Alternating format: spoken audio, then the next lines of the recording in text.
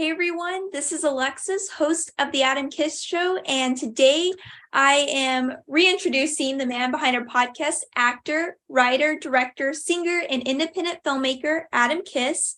We will be covering a range of topics from his latest film, My Last Words, to Adam's love for Shakespeare, and much more. Feel free to comment and share. We would love to hear from you. And now, here's Adam. Well, thank you so much again, Alexis, for that epic introduction. I'm here today talking to you in front of my childhood finger paintings, as you can see. These are just some of my sketches from the past. And again, I'm very excited to get started. Awesome. Yeah. I love your background. That looks really cool. I'd like to talk a little bit about your background today. But before I start more of your background in the classical arts, but before I do that, I'd like to start off with your movie, My Last Words, and talk a little bit about your directing style and how would you describe that? Absolutely. And just to clarify before I start, these are not my childhood finger paintings. I think that nobody assumed they were, but just to be safe. But anyway, yes, as far as my directing style, well, to start off, I should say there are so many different types of directors. I mean, nobody really knows what a director is at the end of the day or what the responsibilities are, because it's kind of one of those jobs that's everything and nothing. Some directors interpret the job totally different than others. For example, you had somebody like Stanley Kubrick, who is absolutely involved. You know, he insisted on so many takes of scenes. And he was really obsessed by the whole filmmaking process. And then you have other directors like Clint Eastwood, who are more laid back. They kind of let everyone else's genius come through. And it's not as much about their vision as it is about bringing everyone together. And he just does a couple of takes and is not so obsessed with the process. And I would say that of those methods, I probably come somewhere in the middle. I love to have people collaborate. I love to collaborate with people. I'm definitely a collaborator. I mean, film is such a collaborative medium that you can't do it any other way, I don't think, at least. And I like to think that I'm not at the Stanley Kubrick level of, demanding 200 takes from people. And plus, as a low budget, on the low budget side of things, you don't have time to do that kind of thing. So it's a blessing that I'm not exactly that way.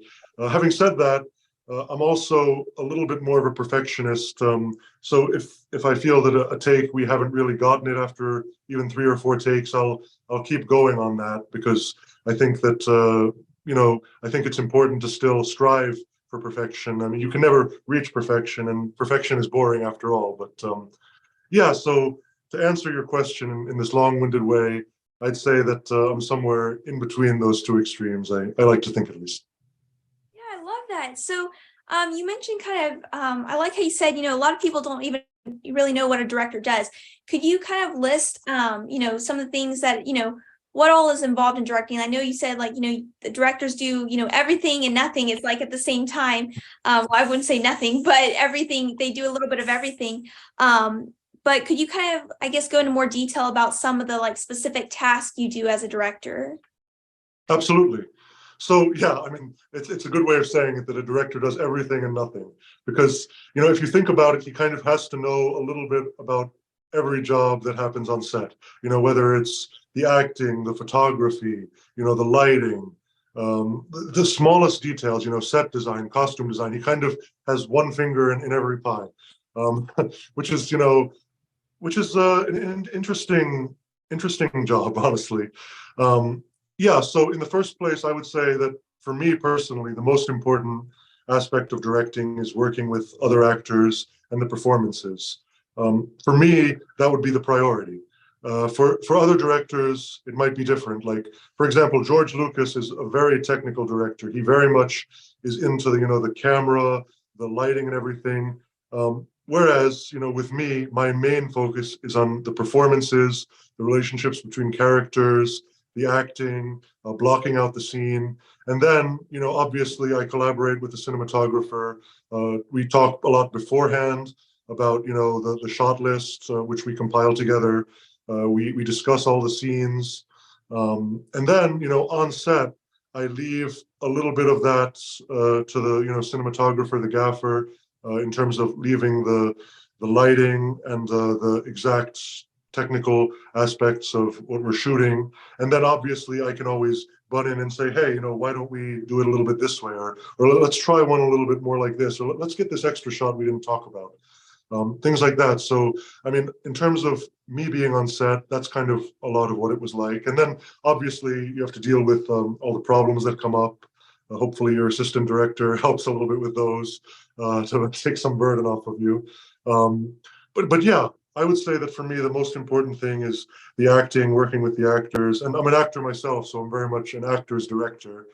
I like to, talk through the scenes with the actors before we start, kind of block through it instead of getting right to shooting. And yeah. Yeah, that's awesome. So, talking about when you're talking about before I go into the next question, I just thought about, when you're talking about like, directing kind of your cinematographers or talking to them kind of about what you want, what I notice is, and if anybody follows you, you'll notice like your still shots have a very unique coloring style to them. And, speaking of your finger paintings, obviously you have an eye for art. So kind of how did you decide like like when you found these photographers, when you hired them, and also when you kind of were telling them what you wanted, what style would you say you were going for in a lot of these photos, because they're very very cinematic photos, and they've got a nice the color tone, it's very dramatic, but I don't think a lot of people see that very often. So who would you say inspired that, or what were you kind of trying to go for with that? Absolutely. Well, in the first place, I should add to what I was saying before, in that as a director, it's also different because I was an actor in the project as well. So, which is a whole other thing that we can get into another time. But the idea of that was that I had to wear my directing hat and my acting hat and kind of separate those when I was in the scene. And then I had to rely on playback and also on my cinematographer to, I had to trust him to know that I was getting what I wanted. And so speaking of that, we were talking a lot beforehand about, the colors, what we were going for, going into your next question here. And I was really going for that old classic style cinema look. And I mean, I forget who exactly said it, but one famous director once said that you should be able to take any still from a motion picture and print it out and blow it up, and it should work as a wonderful painting. I think it was John Ford who said that, who did a lot of great Western films. But he believed that every frame of a motion picture should be able to work on its own. It should have a great composition. It should just be able to work as a work of art. And I believe that, and I think that colors are so important. Obviously, we were definitely going for vibrant colors, larger than life at times, which, as you'll see, works for this particular story. And yeah, so that was in the conversation from the very beginning, as many things were. Yeah. Yeah, I love that. That's awesome. Yeah, so going on now to my next question. You wore a lot of different hats in this project.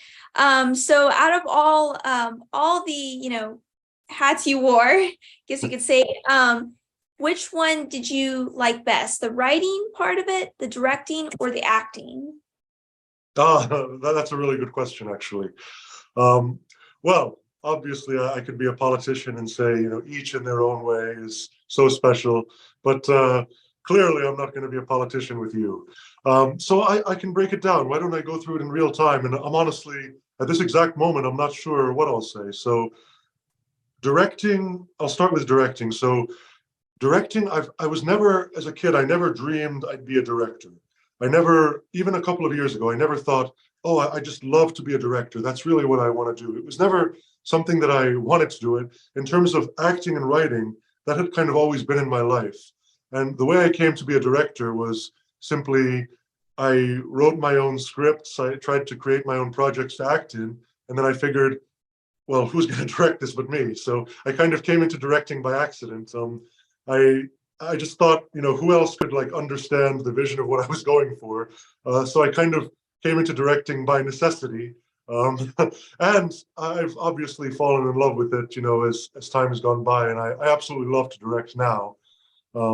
So, but in terms of acting, I had always been an actor, as I've mentioned, since a young age. I've always been a performer. I've loved to perform, um, and so that has kind of always been my first love in terms of the arts.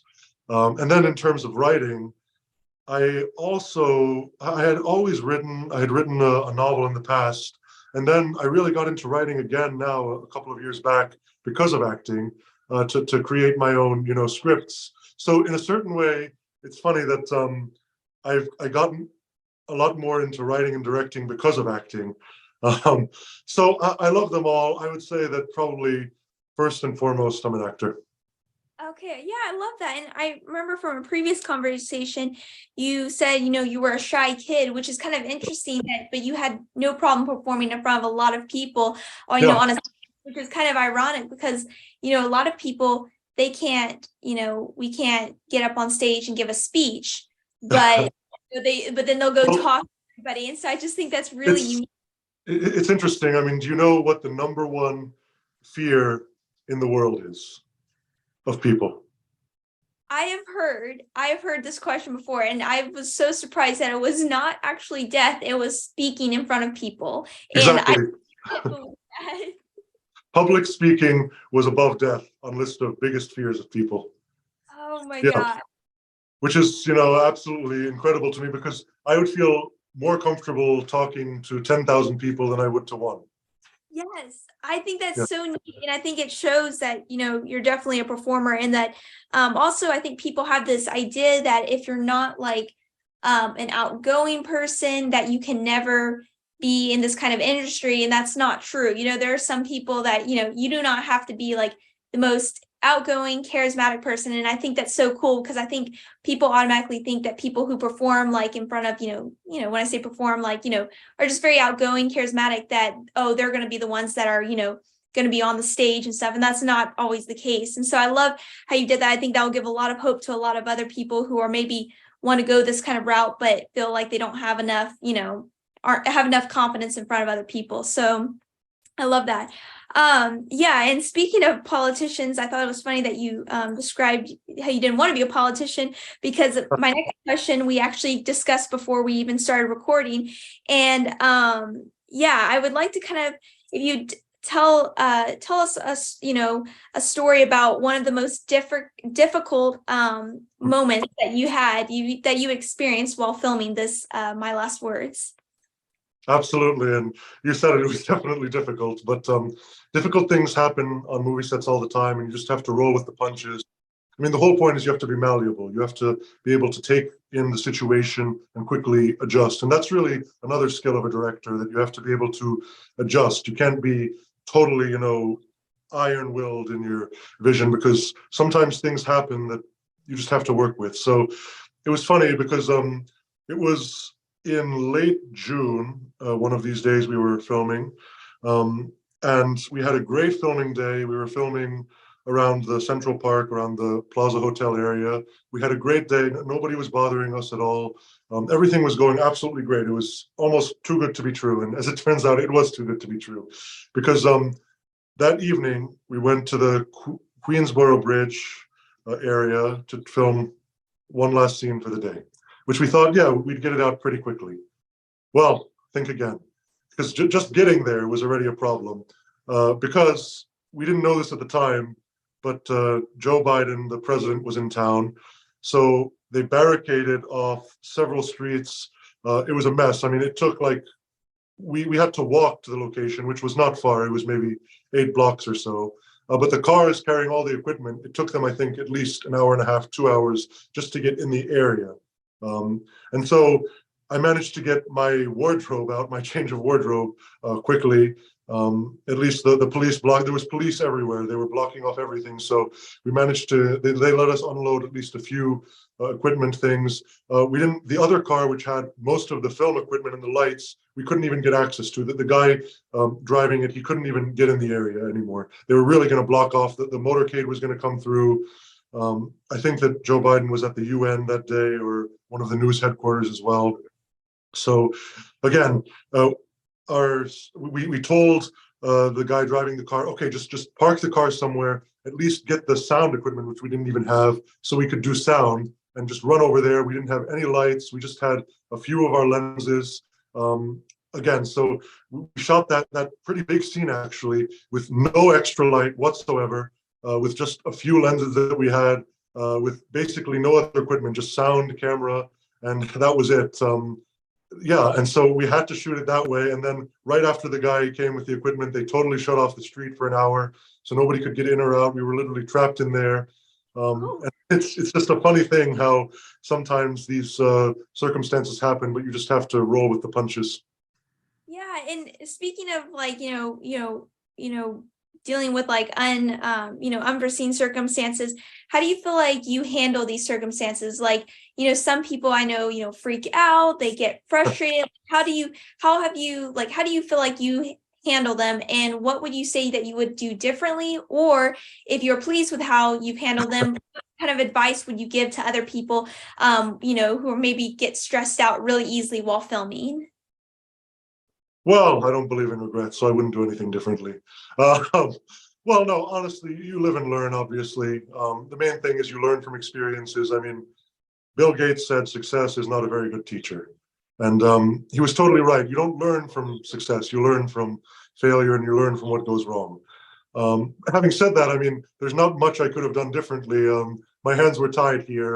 The main thing is that, speaking of, I mean, this is kind of a theme for today, that one of the jobs of a director is also to keep everybody calm, in my opinion, at least. I mean, if the director, the guy who's in charge, suddenly starts running around like, a chicken without his head and, panicking like crazy, then like it's pandemonium, chaos. I mean, I think Spielberg said that when he was starting out, one director told him, just don't let anyone see the indecision or the fear in your eyes, because then everything is gonna go haywire. Um, and it's so true because, as a director, everyone's looking up to you, everyone's looking to you for guidance, and if they see that you don't know, what's going on, or you're not sure what to do in a situation, then they really start to panic. Um, so yeah, I mean, that's what I would say to that. I love that. No, that's a great answer. I love that.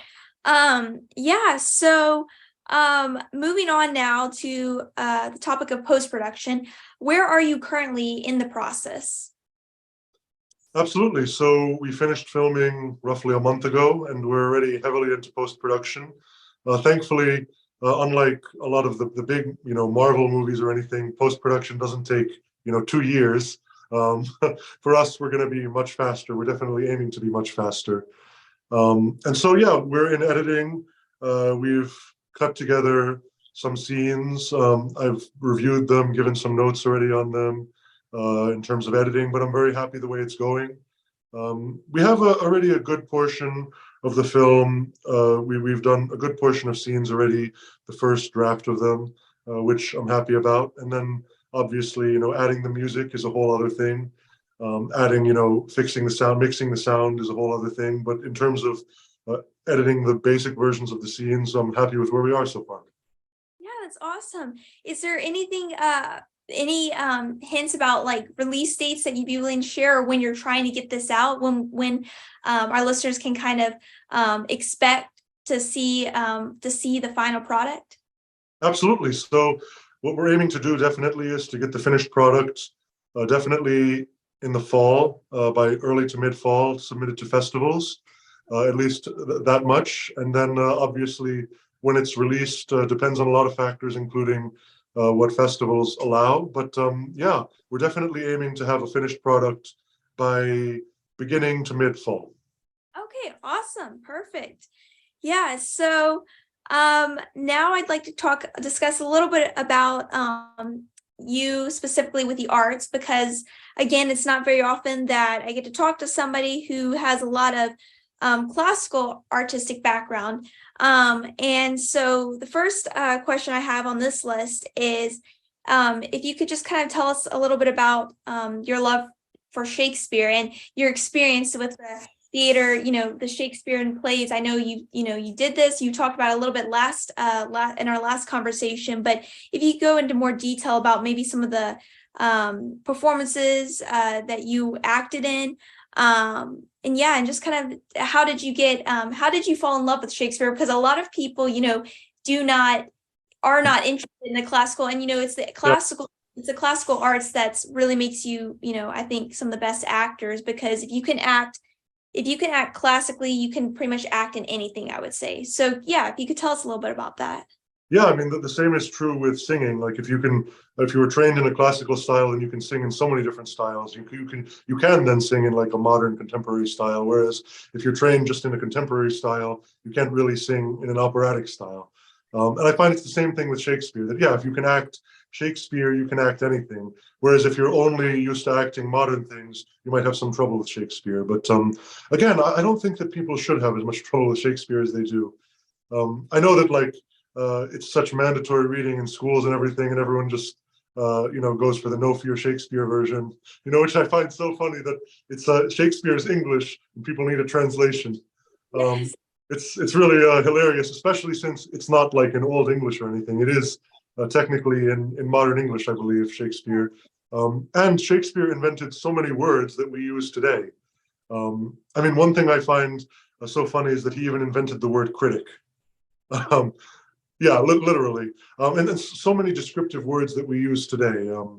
Like so many, I could go through so many words like deafening or all kinds of words that you wouldn't even think of were first came about in Shakespeare plays. So the funny thing about it is that we say that, oh, we can't understand what Shakespeare is saying today. Well, the funny thing is that he used so many new words that he invented in his own day that a lot of people in his own day couldn't understand what he was saying either, at least immediately.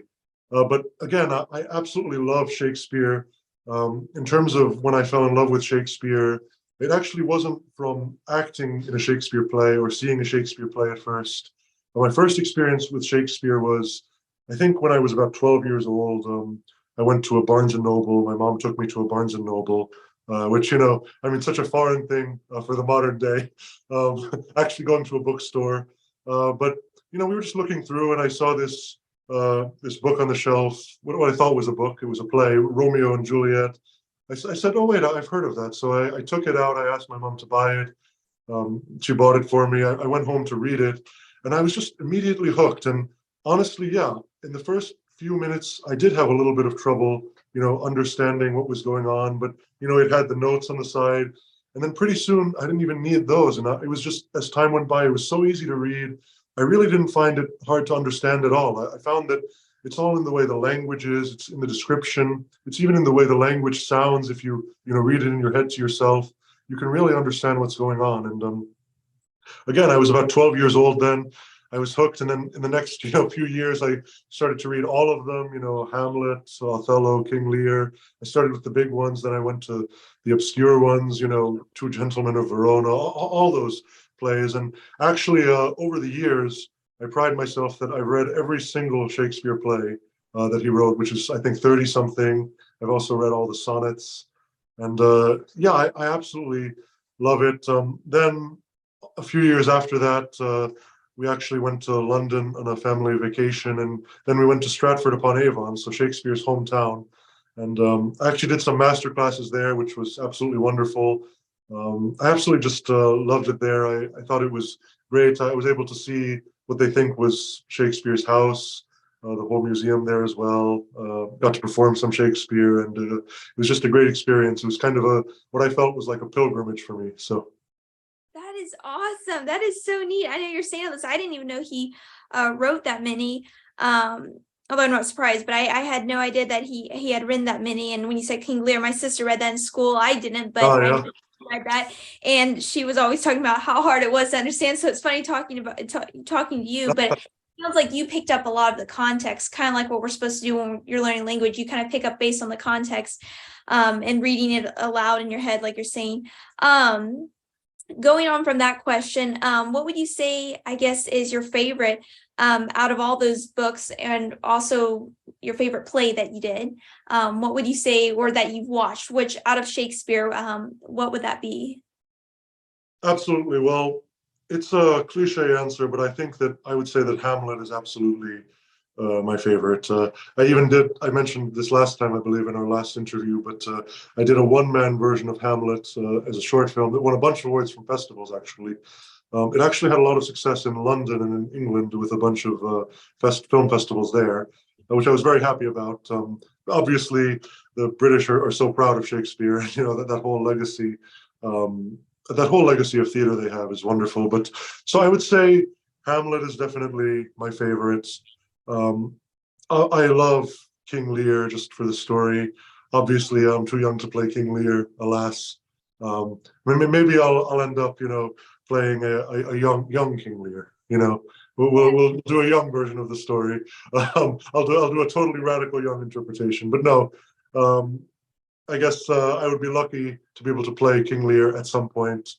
Um, and also Macbeth is absolutely incredible. I know you're not supposed to say Macbeth because it has a curse on it. So a lot of people just say the Scottish play or something like that. So probably I have to go be exercised after this interview. No, the truth is, I think you're only not supposed to say that word in a theater if it's not part of a performance or rehearsal. But yeah, so I absolutely love those. In terms of more obscure ones, I mean, an interesting one is Pericles, which nobody's heard of. It's a lot of Shakespeare's later plays also are very interesting because he went into this area which you'd call tragic comedy.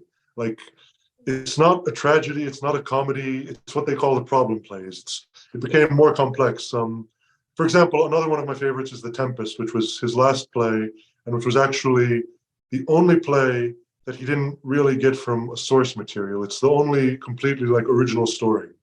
And it Really? was his last play, and I think with the character of Prospero, especially at the end, the character of Prospero is kind of a magician, and at the end he kind of like says that he's retiring, his books. He says he's literally drowning his book, which is an interesting thing to say, but I kind of find that parallel to probably what Shakespeare was thinking in terms of, okay, he's stopping writing plays now and he's going back home to Stratford. And yeah, so I found that's probably his most personal play.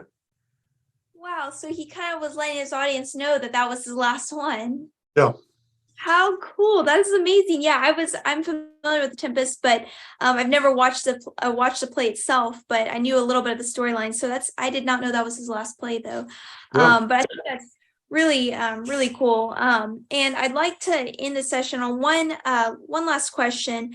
And then I'll go ahead and let everybody know remind everybody of your Instagram platforms, social media platforms.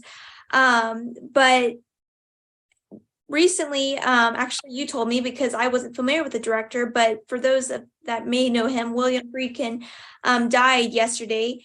And I just wanted to ask you a little bit if you could kind of say something about him, and maybe tell people that don't know, like, me, to kind of tell everybody a little bit about, what some of his works were, and, when he made the movies. For example, the one you mentioned was back in, I think you said 73, and I had no idea. So I didn't know that movie went that far because I've always seen sequels or, remakes.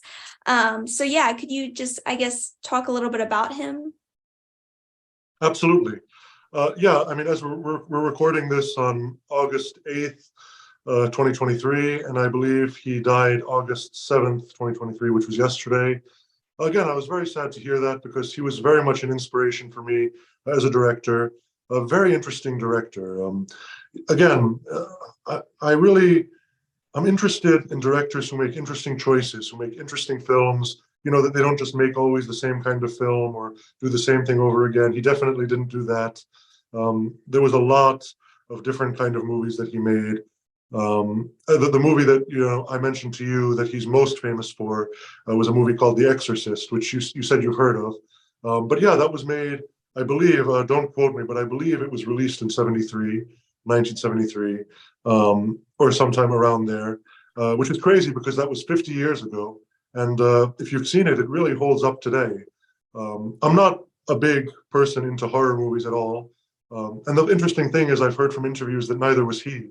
He was more interested because of the real kind of depth of story there. He wasn't interested in just making a horror movie like a scare fest or a slasher or something like that. He was really interested in making, something deep that has a message. And it really turned that horror movie into, one of the greatest movies ever made. I think that's undeniable. Whether you like it or not, you have to appreciate it for what it is. I mean, it is, I don't really scare easily in horror movies. And, going into it, I didn't find it certainly as, scary as some people. Like, there were stories that people would be like fainting or when it came out, or, having heart attacks when they saw it. But, as I saw it, I realized like this is still scary today. Absolutely. Um, for anybody, really, it would be. And with the special effects, it was awesome what he could do for his time. Um, and then, another movie that he's very famous for, that he won the Oscar for about over 50 years ago now, was a movie called The French Connection, which is inspiring to me because it was made on such a low budget, comparatively speaking. The studio just gave it, I think, a couple of $1 million, which even at the time was extremely low budget. They shot in New York City with no permits whatsoever. He just started, filming wherever. I remember he told a story that he was shooting a scene, a famous traffic scene on the Brooklyn Bridge, and he literally just told a couple of his friends to go on the Brooklyn Bridge, stop their cars, and stop the traffic with no permit whatsoever to film the scene. So they did funny things like that. They shot, he shot a high-speed 90-mile-an-hour chase. I think he shot that also in New York with no permit or anything, or no police protection. So he was very much kind of a just go and do it kind of director, which, is a great thing. Obviously, you can't do those kind of things today. And obviously, shooting a chase scene like that is a very dangerous thing. But what I liked is his attitude of, can-do attitude, make it happen. We don't have the budget to get all these permits and stuff. And he still made it happen. And thankfully, it all worked out in the end. It could have not worked out. And again, you couldn't or shouldn't do that today. Especially with chase scenes. But it's very inspirational, the fact that, he was able to just go out and shoot whatever he wanted to shoot. He was able to get the film done, and he was able to make really a great film, which is a big inspiration for me. And again, he's done so many other films than those two. Those are the main ones he's known for. But I remember even before we were filming, I was listening to a bunch of interviews with him. He was definitely a big inspiration for me. So yeah, very sorry to hear that, and glad to give him this little tribute. Love that. Yeah, I think that's awesome. And I love what you said about him. And I think a lot of people now that maybe didn't know him will maybe take the time to look him up, especially if they're an inspiring filmmaker, and see if they can learn from him as well. But yeah, I think that's a great way to end the session. Before we go, though, I'd like to give Adam's social media platforms. So you can find and follow him and find some updates on his film. First is Instagram, and he has 3 accounts there. The first one is at Adam Kiss Productions. The second is adamkiss.official, and the last one is at My Last Words. TikTok is Adam Kiss at Adam Kiss Official. Facebook and YouTube at Adam Kiss Official, and Twitter at Real Adam Kiss. And I don't know if it actually matters or not, but the Real Adam Kiss, uppercase on Real, and then Adam and Kiss. So the first Absolutely. letter. And Yeah. the only thing is that the Instagram, the at My Last Words, it's at My Last Words Movie. Oh, at My Last Words Movie. Okay, I'm glad you said that. Okay, at My Last Words Movie. Great. Okay, so yeah. Also, you can find him on YouTube as well, and that's under your name, right? Just Adam Kiss. Yeah. I believe. Okay, awesome. Yeah, and you can also find him on IMDb or at his website, adamkissofficial.com. And yeah, that is all we have time for today. So thank you again, Adam, for discussing your project with us. I look forward to talking again with you next week on a different topic. Yeah, and to the listeners, be sure to follow us and get notified when episode 3 is released, or when this episode is released, and then we'll be filming episode 3 pretty soon. So yeah, thanks again, Adam, and have a great rest of your day. Absolutely, and thank you, everyone.